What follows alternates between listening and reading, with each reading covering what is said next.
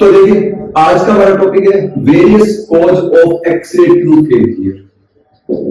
Various cause of x-ray tube failure. यानी x-ray tube failure के क्या क्या कारण है, एक्स-रे ट्यूब किन किन परिस्थितियों के अंदर फेल हो जाती है, काम करना बंद कर देती है। क्या मतलब कोई एक्सीडेंट हो सकता है, या कोई टेक्निकल इश्यू हो सकता है, या कोई दूसरे कौन से इश्यू है। तो कुछ इश्यूज है, हमने उनको समराइज करने की कोशिश की है जो एग्जाम की दृष्टि से इंपॉर्टेंट है, वो मैं आपको बताने वाला हूं आज के टॉपिक के अंदर। तो देखिए सबसे पहले तो देखिए एक्स-रे ट्यूब इतनी इंपॉर्टेंट क्यों है। देखिए एक्स-रे प्रोडक्शन के लिए सबसे कॉस्ट इफेक्टिव मेथड अगर कोई है तो वो है एक्स-रे ट्यूब। चाहे वो मेडिकल इंडस्ट्री के लिए हो, चाहे वो जो इंस्पेक्शन इंडस्ट्री के लिए हो, और चाहे साइंटिफिक फील्ड के लिए हो, हर फील्ड के अंदर एक्स-रे ट्यूब है ये बेस्ट मेथड होता है, कॉस्ट इफेक्टिव मेथड होता है ये एक्स-रे ट्यूब होता है। एफिशिएंट नहीं होती ज्यादा, लेकिन फिर भी सबसे बेस्ट तरीका एक्स-रे प्रोडक्शन का एक्स-रे ट्यूब ही होता है। मेडिकल फील्ड में बहुत वाइड उपयोग किया जाता है, इंस्पेक्शन के लिए भी काम में लेते हैं, जैसे इंडस्ट्री के अंदर जैसे नॉन डिस्ट्रक्टिव टेस्टिंग है, जैसे लोहे की मोटी मोटी चादर है या कोई पाइप है, उनके बीच में कोई क्रैक तो नहीं आ गया। सर्विलांस के लिए जैसे एयरपोर्ट पर सर्विलांस सिस्टम काम में लेते हैं, तो उनके अंदर भी एक्सरे काम में लिया जाता है। साइंटिफिक मेथड के लिए भी जैसे मॉलिक्यूल की स्ट्रक्चर को देखना, स्ट्रक्चर पता करना है, तो उस कंडीशन के अंदर भी क्या करते हैं, हम एक्सरे ट्यूब ही काम में लेते हैं। एक्सरे ट्यूब कितने प्रकार की होती है, तो एक्सरे ट्यूब जो ये क्या था, जो कितने प्रकार की दी गई है, तो एक्सरे ट्यूब ये सब चीजों को डोमिनेट करती है। सबसे पहला होता है स्टेशनरी एनोड, रोटेटिंग को देखिए पहले, rotating anode x-ray tube. Rotating anode x-ray tube क्या होती है, देखो इसका मेनली उपयोग क्या होता है, ये मेडिकल पर्पस के लिए ज्यादा काम में लिया जाता है। मेडिकल जो डिवाइसेस होती है उनके अंदर ज्यादा रोटेटिंग एनोड एक्सरे ट्यूब ही काम में लेते हैं। ये 25 के से केवी या किलोवाट से 150 किलोवाट के बीच में काम करती है। ये इसके ऊपर मेनली वोल्टेज इस पर ये लगाया जाता है, जो डायग्नोस्टिक रेडियोलॉजी के लिए ये उपयोगी होता है उस इसके अंदर। और ये 1000 मिली एम्पियर ट्यूब करंट तक इससे प्रोड्यूस किया जाता है। कितना 1000 मिली एम्पियर ट्यूब करंट। कब, जब ये पल्स्ड मोड में हो। और टाइम फ्रैक्शन हम इसमें 1 मिली सेकंड से लेके 10 सेकंड तक का टाइम फ्रैक्शन इसके अंदर हम दे सकते हैं। 1 मिली सेकंड से लेके 10 सेकंड तक हम पल्स्ड मोड के अंदर, मतलब छोटे छोटे पल्स के अंदर 1000 मिली एम्पियर तक का ट्यूब करंट हम इसमें अप्लाई कर सकते हैं, इसके अंदर स्टेशनरी एनोड एक्सरे ट्यूब के अंदर। तो ज्यादा पावरफुल होती है, पावर ज्यादा उपयोग में आता है। 25 केवी से ये इतना ही, लेकिन देखो ट्यूब करंट कितना 1000 मिली एम्पियर। दूसरा है स्टेशनरी एनोड एक्सरे ट्यूब। हमने डिटेल से पढ़ा इनके बारे में, हमने जो पढ़ा उनके बारे में बात करो। रोटेटिंग एनोड के अंदर मैंने आपको बताया था एक डिस्क होती है जिसके स्टेप लगा होता है और ये रोटेट करती है। स्टेशनरी एनोड के अंदर इधर एनोड कॉपर का, इसके अंदर टारगेट टंगस्टन डिस्क होती है, कॉपर ब्लॉक के अंदर धसी होती है, फिलामेंट से इसके ऊपर इलेक्ट्रोड्स डालते हैं। स्टेशनरी एनोड एक्सरे ट्यूब हो गई। ये मेनली इंस्पेक्शन के लिए काम में बहुत ज्यादा रिमोट के अंदर काम में ली जाती है। इंस्पेक्शन जो इंडस्ट्री है, जैसे मैंने आपको बताया था ना, स्टील की मोटी मोटी चादर है, उनके बीच में कोई क्रैक तो नहीं आ गया, या जो सर्विलांस सिस्टम के अंदर, एयरपोर्ट सर्विलांस सिस्टम वगैरह के अंदर, जहां पर बहुत कम पावर की, लेकिन हाई पेनिट्रेशन पावर बहुत ज्यादा चाहिए होता है, तो ये 25 केवी से 400 केवी किलोवाट तक इसके अंदर वोल्टेज अप्लाई किया जा सकता है। इसमें कितना था, इसमें 150 केवी तक कितना डायग्नोस्टिक रेजिडेंस के लिए। इंडस्ट्रीज के अंदर आपको केवी बहुत ज्यादा, पेनिट्रेशन पावर बहुत ज्यादा रखनी पड़ती है। लेकिन जो ट्यूब करंट है वो क्या होता है, 1 से 20 मिली एम्पियर के ऊपर ये काम करती है। लेकिन ये 1 से 20 एम्पियर कॉन्टिन्यूअस मोड में काम करता है। और कई बार तो क्या होता है, कई हावर के लिए, कई लगातार घंटों तक ये चलता रहता है, कंटिन्यूसली ये पावर देती रहती है। क्यों? क्योंकि ट्यूब करंट बहुत कम है, बहुत ही कम इलेक्ट्रॉन आकर यहाँ पर गिरते हैं और एक्सरे कंटिन्यूसली से निकलती रहती है। बहुत कम है, 20 मिली एम्पियर बहुत ही कम ट्यूब करंट है, जबकि यहाँ पर 1000 मिली एम्पियर ये ट्यूब करंट है। तो जहां पे हेवी पावर जहां पे चाहिए होता है वहां रोटेटिंग एनोड काम में लेते हैं, और जहां पे पावर की ज्यादा जरूरत नहीं होती वहां पे हम क्या करते हैं, स्टेशनरी एनोड एक्सरे ट्यूब को हम क्या करते हैं, इनको काम में लिया जाता है। अब एक्सरे का प्रोडक्शन कैसे होता है ये भी हम बेसिकली देख लेते हैं, किस तरह से हम प्रोडक्शन करते हैं एक्सरे का। ये एक टारगेट सरफेस है, इस टारगेट सरफेस पर जब इलेक्ट्रॉन्स आकर गिरते हैं तो इन इलेक्ट्रॉन्स की जो काइनेटिक एनर्जी है, उस काइनेटिक एनर्जी का 1% से भी कम हिस्सा क्या होता है, एक्सरे के अंदर कन्वर्ट हो पाता है। बाकी का 99% हिस्सा क्या होता है, ये हीट के अंदर कन्वर्ट होता है। किसमें कन्वर्ट होता है, ये हीट के अंदर कन्वर्ट हो जाता है। इसके कारण से क्या होता है, इतनी ज्यादा हीट यहां पर प्रोड्यूस होती है, इस कारण से ये एक्सरे ट्यूब की लाइफ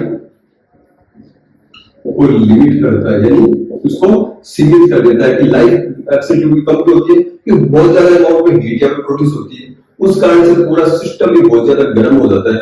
उस कारण से एक्सरे ट्यूब के ये क्या होता है, जो इसकी जो लाइफ है कम होती है।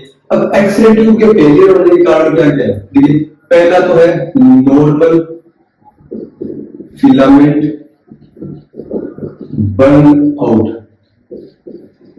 नॉर्मल फिलामेंट बर्न आउट क्या होता है, देखिए जो एक्सरे ट्यूब का फिलामेंट, आपको पता है ये फिलामेंट क्या होता है, ये एक्सरे ट्यूब का फिलामेंट है, ये इलेक्ट्रॉन सोर्स की तरह से बिहेव करता है। किसकी तरह से बिहेव करता है, इलेक्ट्रॉन सोर्स की तरह से बिहेव करता है। इसके लिए क्या करते हैं, ये बहुत ज्यादा अमाउंट के अंदर क्या होता है, ये गर्म होता है, बहुत ज्यादा अमाउंट के अंदर गर्म होता है। किसका बना होता है, ये टंगस्टन का बना होता है, जिसमें रीनियम धातु, रीनियम जो मेटल है जिसको हम Re से लिखते हैं, मिलाया जाता है। और इसके अंदर थोरियम की धातु भी मिलाई जाती है। इसके अंदर क्या मिलाई जाती है, थोरियम धातु भी मिलाई जाती है। एग्जाम में आपको पूछा जाएगा कि फिलामेंट के अंदर क्या मिलाया जाता है, तो फिलामेंट में आप क्या बताओगे, रीनियम धातु, रीनियम Re, ये 10% तक मिलाई जाती है। और टारगेट के अंदर क्या होगा, टारगेट के अंदर रोडियम धातु मिलाई जाती है। ये कितनी मिलाई जाती है, ये भी 10% तक मिलाई जाती है। इसका फॉर्मूला क्या होता है, RH होता है। तो इसमें कंफ्यूज मत होना, टंगस्टन के अंदर रीनियम धातु Re मिलाई जाती है, कुछ मात्रा में इसमें थोरियम भी मिलाया जाता है। दोनों दिए जो ठीक है, वरना अकेला रीनियम 1 से 10% तक मिलाते हैं इसको। और जो टारगेट है इसके अंदर क्या मिलाते हैं, इसके अंदर रोडियम धातु RH से लिखते हैं, ये इसके अंदर मिलाया जाता है। तो इससे क्या होता है, इससे क्या होता है, ये पतले तार के रूप में इसको खींचा जा सकता है, पतले तार के रूप में डाला जा सकता है। और मैंने पढ़ाया था इसका डायमीटर हम बहुत ही कम रखते हैं, इसको जो वायर का 0.2 मिलीमीटर के करीब रखते हैं। तो आप इसको बहुत ज्यादा गर्म करते हो, गर्म करने से क्या होगा, इसका वेपोराइजेशन होगा। गर्म करने से क्या होगा, इसका वेपोराइजेशन होगा। तो आइडियली ये माना जाता है कि गर्म करने पर इसका वेपोराइजेशन होता है। अगर गर्म करने पर इसके मास में 10% रिडक्शन, या मैं हिंदी लिख देता हूं, इसके फिलामेंट के द्रव्यमान यानी मास में 10% की कमी, किसमें, द्रव्यमान में, या इसके व्यास, जो तार का व्यास है इसको कह दो डायमीटर, इसके अंदर 5.13% की कमी अगर हो जाए, या तो इसके द्रव्यमान में 10% की कमी हो जाए, या इसके मास में इसके व्यास में 5.13% की कमी हो जाए, तो हम मान लेते हैं कि इस फिलामेंट का या एक्सरे ट्यूब की 98% जो लाइफ है वो कंप्लीट हो चुकी है। इसकी 98% लाइफ क्या हो चुकी है, कंप्लीट हो चुकी है, ये नॉर्मल फिलामेंट बर्न आउट में। तो इसको हम क्या करते हैं, इसको बचाने के लिए क्या करेंगे, आपको अनावश्यक इसको गर्म नहीं करना है, जब आपको चाहिए हो तभी इसको गर्म करना है। मैंने आपको बताया था ऑटोमेटिक फिलामेंट बूस्टिंग सर्किट इसके अंदर लगाया जाता है। और भी क्या कर सकते हैं, और हम कर सकते हैं कि जो लो पावर पर जो इसके अंदर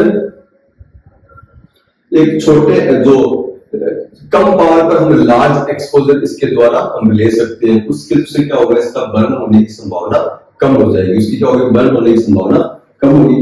दूसरी क्या है, स्लो लीक। स्लो लीक मतलब तो एक्सरे ट्यूब है, ये एक्सरे ट्यूब, ये फिलामेंट हो गया, कनेक्टिंग वायर से जुड़ी होती है। और मैंने बताया था यहाँ पे ग्लास वायर सील होती है, यहाँ पे क्या होता है, ग्लास वायर सील होती है। तो ये ग्लास वायर सील है, ये ग्लास वायर सील क्या होती है, जब पूरा सिस्टम गर्म होगा, जब यहाँ पे हीट का प्रोडक्शन होगा, तो ग्लास और वायर की सील है ये भी क्या होगी, एक्सपेंड होगी, और धीरे धीरे ये क्या करना होता है, इसमें लीक होना शुरू हो जाता है। इसका होता है लीक होगा, तो इसमें गैस जाएगी, और गैस घुसेगी तो इसके अंदर एयर प्रेशर इंक्रीज होने लग जाएगा। तो एयर प्रेशर इंक्रीज होना है, बढ़ना शुरू हो जाएगा, जिससे इसके अंदर वैक्यूम डिस्ट्रॉय हो जाएगा, एक्सरे ट्यूब ज्यादा काम में नहीं रहेगी। तो स्लो लीक भी क्या होता है, एक एक्सरे ट्यूब फेलियर का एक कारण हो सकता है। तीसरा कारण क्या है, इनएक्टिविटी। इनएक्टिविटी यानी निष्क्रियता। अगर आपने ज्यादा लंबे समय तक एक्सरे ट्यूब को काम में नहीं लिया, जैसे मान लो 2-3 दिन डिपार्टमेंट बंद रहा, या आप जैसे शाम रात को मशीन बंद कर दी, पूरी रात बंद रही, तो लंबे समय तक अगर एक्सरे ट्यूब बंद रहेगी तो इस एक्सरे ट्यूब के अंदर जो गैसेज है, वो गैसेज इसके किनारों पर, इसकी सरफेस के पास चली जाती है। कैसे चली जाती है, जैसे ये एक्सरे ट्यूब है, इस एक्सरे ट्यूब के अंदर अगर ये ज्यादा लंबे समय तक अक्रिय रहती है, ये ज्यादा लंबे समय तक क्या रहे, अक्रिय रहती है, काम नहीं करती, तो इसके अंदर हमने वैक्यूम क्रिएट किया हुआ है, लेकिन हम 100% वैक्यूम क्रिएट नहीं कर पाते। कुछ ना कुछ अमाउंट के अंदर इसके अंदर गैसेज रहती हैं, वो गैसेज क्या होगी, अक्रिय रहने पर वो इसकी जो ग्लास की सरफेस है, इस सरफेस के पास आकर इकट्ठी हो जाती है। और ये क्या है, ये 0 वोल्ट पर है, ये किस पर है, 0 वोल्टेज पर ये होती है। तो जब आप अचानक से आप ऑपरेशन शुरू करते हो, एक्सरे ट्यूब पर काम करना शुरू करते हो, एक्सपोजर ले रहे हो, तो अगर अचानक ही आपने बहुत ज्यादा बड़ा एक्सपोजर फैक्टर लगा दिया तो क्या होगा, तो इलेक्ट्रॉन की आपको सरफेस के पास आर्किंग देखने को मिलती है, इलेक्ट्रिक आर्क देखने को मिलता है, इलेक्ट्रॉन इधर अट्रैक्ट होकर ट्यूब को पंक्चर करता हुआ बाहर निकल जाता है। तो इसके कारण से क्या होता है, ट्यूब डैमेज हो सकती है। तो इसके लिए क्या होता है, इसके लिए आपने कितने समय तक एक्सरे ट्यूब को निष्क्रिय रखा है, कुछ घंटे या कुछ दिन, इतने, तो उसके आधार पर हर मैन्युफैक्चरर वार्म अप प्रोसेस दिए गए होते हैं, मैन्युफैक्चरर के द्वारा प्रोटोकॉल्स बनाए गए होते हैं। जैसे हम एक्सरसाइज शुरू करते हैं तो उससे पहले हम वार्म अप करते हैं बॉडी को गर्म करने के लिए, उसी तरह से क्या डिपार्टमेंट के अंदर अगर आप एक्सरे मशीन को ऑन किया आपने, मान लो काफी समय बाद में, तो आपको सीधे ही आपको एक्सरे लगाना शुरू नहीं करनी होती, आपको केवी को धीरे धीरे बढ़ाना होता है, तथा एमए को भी धीरे धीरे बढ़ाना होता है, एमए या एमएस को धीरे धीरे। तो कैसे, आप जैसे केवी को कम करो और एमएस को कम करो, आप एक छोटा सा एक्सपोजर लो, फिर धीरे से आप टेम्परेचर को फैक्टर को थोड़ा सा बढ़ाओ और दोबारा फैक्टर लो, इस तरह से वार्म अप किया जाता है ट्यूब को धीरे धीरे, जिससे क्या होता है, ये जो गैस सरफेस पर आकर इकट्ठी हो गई है, ये पूरी ट्यूब के अंदर एक समान रूप से फैल जाती है, ये पूरी ट्यूब में क्या होता है, एक समान रूप से फैल जाती है। इसी के अंदर एक टर्म और है, सीजनिंग प्रोसेस।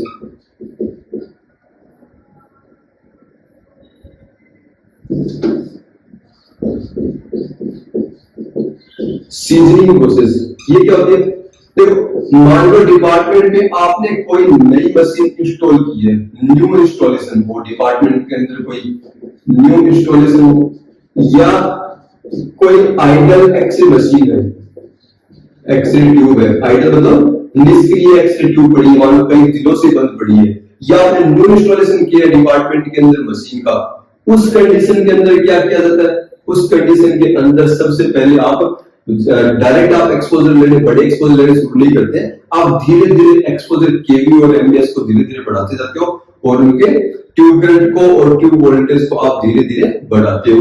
इससे हम सीजनिंग प्रोसेस करते हैं। एग्जाम में कई बार आता है सीजनिंग प्रोसेस क्या है, एक बार प्रोसेस ये है, न्यू इंस्टॉलेशन या कोई लंबे समय तक कोई निष्क्रिय मशीन पड़ी है उससे रिलेटेड है कि उसको हम क्या करते हैं, अचानक से उसका ट्यूब करंट और जो ट्यूब वोल्टेज है अचानक से नहीं बढ़ाते, हम धीरे धीरे बढ़ाते हैं, इसे सीजनिंग प्रोसेस कहते हैं। तो जो वार्म अप है, वार्म अप प्रोसेस की तरह, वार्म अप प्रोसेस को तो हम डेली हम कर सकते हैं, सुबह जैसे डिपार्टमेंट में मशीन ऑन की है हम डेली कर सकते हैं। ये तो लंबे समय जब नई स्टोरेज हो या लंबे समय तक एक्सरे कोई आइडल एक्सरे मशीन हो, जो एक्सरे ट्यूब हो जो कि निष्क्रिय पड़ी हुई हो, ये उसके लिए होता है।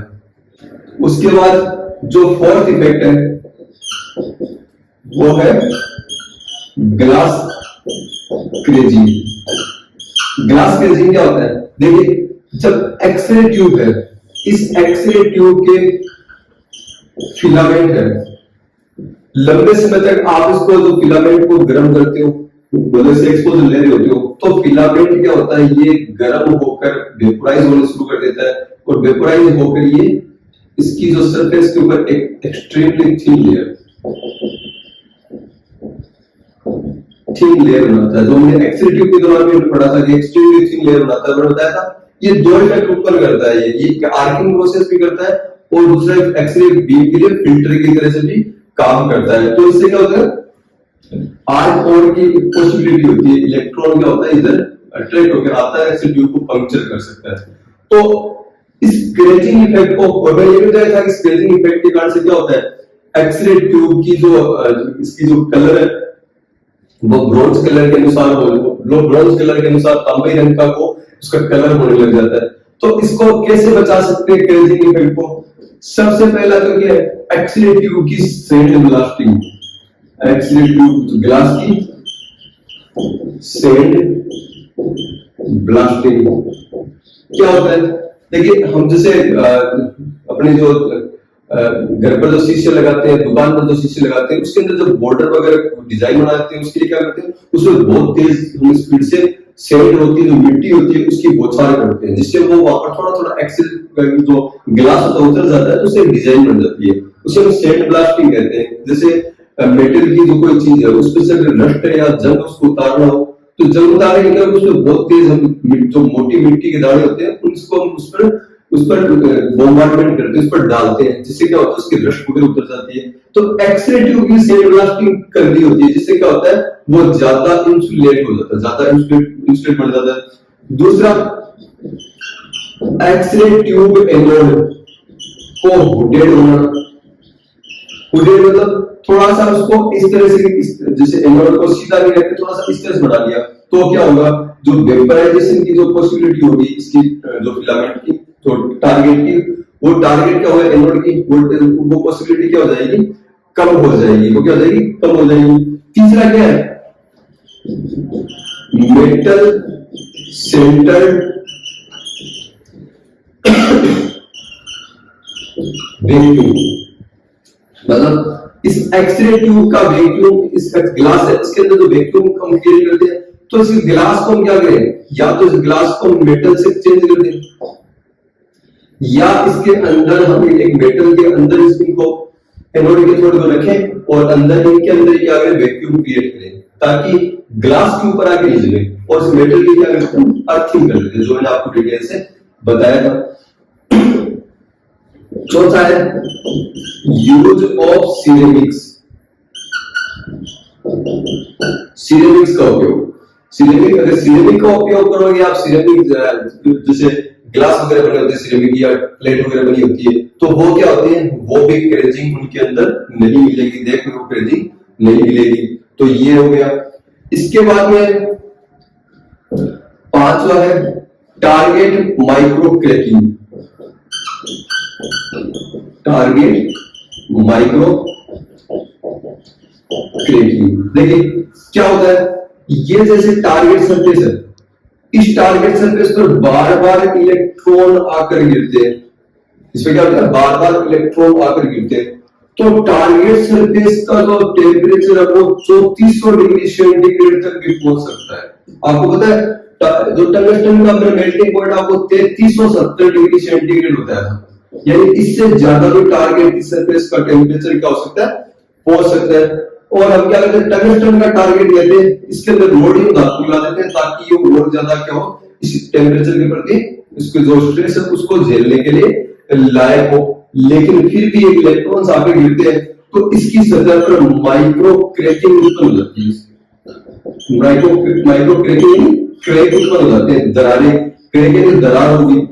और जब बार बार क्रैकिंग उत्पन्न होगी तो ये दरार क्या होती है, ये दरारें लार्ज क्रैक में बदल जाती है और बड़ी दरारों के अंदर बदल जाती है। अब देखिए, मान लो ये टारगेट की सरफेस है, इस पर मान लो कोई दरार है, इस दरार के अंदर कोई इलेक्ट्रॉन आकर गिरेगा तो वो इलेक्ट्रॉन क्या करेगा, एक्स-रे इस दरार के अंदर या क्रैक के अंदर ही प्रोड्यूस करेगा और टारगेट इस समय क्या होगा, उन एक्स-रेज को एब्जॉर्ब कर लेता है। या सॉफ्ट एक्स-रे तो सारी एब्जॉर्ब कर लेता है देखो बहुत ज्यादा अमाउंट के अंदर, तो एक्स-रे बीम क्या हो जाती है, हार्ड हो जाती है। एक्स-रे बीम क्या हो जाती है, हार्ड हो जाती है। ये इस क्रैकिंग के लिए हम क्या करते हैं, इसके लिए हम इसके अंदर कुछ मात्रा के अंदर रोडियम धातु मिला देते हैं। अब रोटेटिंग एनोड है, रोटेटिंग एनोड की कंडीशन के अंदर देखो, रोटेटिंग एनोड अगर आप काम में लेते हो, मैंने आपको बताया ये रोटेटिंग एनोड, रोटेटिंग एनोड की अवस्था के अंदर तो यहाँ का टेम्परेचर 2600 डिग्री सेंटीग्रेड तक पहुंच जाता है और रोटेटिंग एनोड के अंदर बहुत ज्यादा पावर की आवश्यकता होती है। मैंने आपको शुरू में बताया था स्टार्टिंग में, स्टेशनरी एनोड में तो 1 से 20 मिली एम्पियर का ही हम क्या करते हैं, ट्यूब करंट हम काम में लेते हैं। लेकिन रोटेटिंग एनोड के अंदर 1000 मिली एम्पियर तक का हम काम में लेते हैं, तो वहां पे 2600 डिग्री सेंटीग्रेड तक भी क्या होता है, टेम्परेचर पहुंच जाता है, जिससे क्या होता है, ये जो माइक्रो क्रैकिंग उत्पन्न हो सकती है। तो इसके लिए हमें क्या करना चाहिए, इसके लिए हमें लार्ज एक्सपोजर लो पावर पर लेना चाहिए, बजाय कि इस जो हाई पावर पर स्मॉल एक्सपोजर हो। मतलब आपको जो पावर तो रखनी है कम और एक्सपोजर जो टाइम है वो क्या रखना है, ज्यादा रखना है। और इसके अलावा आप फोकल स्पॉट को भी जितना लार्ज रखो उतना लार्ज रखना होता है, आपको बड़ा रखना होता है। फोकल स्पॉट जितना बड़ा रखोगे तो इस माइक्रो क्रैकिंग की संभावना भी क्या होगी, कम होगी। इसकी संभावना क्या होगी, कम होगी। छठा जो है, जो एक्स-रे ट्यूब फेलियर का कारण है, वो है एक्सीडेंटल डैमेज। एक्सीडेंटल डैमेज देखो, इंस्टॉलेशन के दौरान आपने नई मशीन इंस्टॉल कर लो या ऑपरेशन के दौरान अगर दिए गए सारे प्रोटोकॉल का पालन नहीं करोगे तो एक्सीडेंटल डैमेज हो सकता है। किस कंडीशन के दौरान, मशीन इंस्टॉलेशन के दौरान, नई मशीन इंस्टॉल कर रहे हो या मशीन ऑपरेशन के दौरान आप मशीन पर काम कर रहे हो, उस दौरान अगर आप सारे प्रोटोकॉल का पालन नहीं करते हो तो मशीन क्या हो सकती है, डैमेज हो सकती है। इसके अलावा अगर जो अनफेमिलियरिटी हो, अगर मान लो आप एक नई मशीन पर जाके काम कर रहे हो, उस कंडीशन पर भी एजम्पशन से आप अनुमान के आधार पर अगर आप काम कर रहे हो तो भी ये प्रॉब्लम्स आ सकती है। इसके अलावा सातवां है बियरिंग्स, जो एक्स-रे ट्यूब के अंदर, रोटेटिंग एनोड के अंदर आपको पता है बॉल बियरिंग्स काम में लिए जाते हैं, तो वो बियरिंग्स भी क्या हो सकते हैं, झाग हो सकते हैं। कैसे होते हैं, देखिए, सेवंथ है बियरिंग्स। जो रोटेटिंग एनोड एक्स-रे ट्यूब है, इस रोटेटिंग एनोड एक्स-रे ट्यूब के अंदर क्या होता है, कॉपर रोटर होता है जिसके अंदर बियरिंग्स काम में होते हैं और टेम्परेचर बहुत ज्यादा हाई होने के कारण ये बियरिंग्स क्या होते हैं, चोक हो जाते हैं, जाम हो जाते हैं। या इनके नीचे जो लुब्रिकेंट काम में लिया जाता है, जो कि क्या होता है, सिल्वर धातु या लेड, शीशा भी काम में, इसके अंदर काम में लिया जाता है। तो ये बहुत ज्यादा लंबे समय तक बहुत ज्यादा इसमें जो काम वर्क करने पर क्या होता है, ये जो बोरिंग के कारण से जो बियरिंग्स है, बॉल बियरिंग्स है, ये क्या होती है, बियर ऑफ हो जाती है, घिस जाती है, जिसके कारण स्टील कांटेक्ट होता है। मतलब ये बियरिंग्स स्टील के बने होते हैं। और जो कॉपर रोटर है, ये रोटर पूरा कॉपर का नहीं होता, इसके अंदर बीच में कॉपर की जो रोड्स लगी होती है ताकि उसके अंदर ईएमएफ, इलेक्ट्रोमोटिव फोर्स या विद्युत वाहक या इंड्यूस्ड करंट उसके अंदर उत्पन्न हो सके। तो स्टील कांटेक्ट बनने से क्या होता है, ये पूरी जाम हो जाती है, ये चौक हो सकती है। तो ये आपके एक्स-रे ट्यूब फेलियर के कुछ कारण बताए गए। नई क्लास के साथ मैं कल सुबह उपस्थित होऊंगा, तब तक के लिए धन्यवाद।